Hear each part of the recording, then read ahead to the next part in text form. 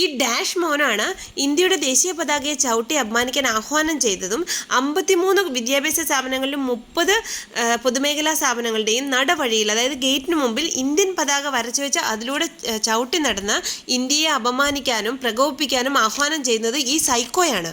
ഷെയ്ഖ് ഹസീന വിരുദ്ധ കലാപത്തിൻ്റെ ഉപദേഷ്ടാവാണിവൻ.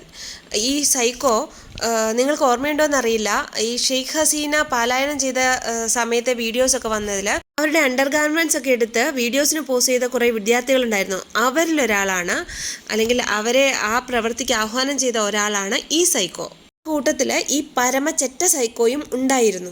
ഇന്ത്യയുടെ ദേശീയ പതാക അവഹേളിക്കുകയും ഇന്ത്യയും ഇന്ത്യയുടെ ഭരണകൂടത്തെ വെല്ലുവിളിക്കുകയും ചെയ്യുന്നതിലൂടെ ഇന്ത്യയെ പ്രകോപിപ്പിച്ച് ബംഗ്ലാദേശിൻ്റെ അവസ്ഥ മാലിദ്വീപിൻ്റെയോ അല്ലെങ്കിൽ ശ്രീലങ്കയുടെയോ അവസ്ഥയേക്കാൾ ഭീകരമായ ഒരവസ്ഥയിലേക്ക് എത്തിക്കും. ഇന്ത്യ ഇവന്മാരെ പൂട്ടും, മാലദ്വീപിൻ്റെ അപ്പുറത്തെ അവസ്ഥയിലേക്ക് ഇവന്മാരെ പൂട്ടിയിരിക്കും. അതുവരെ ഇവന്മാർ കളിക്കും.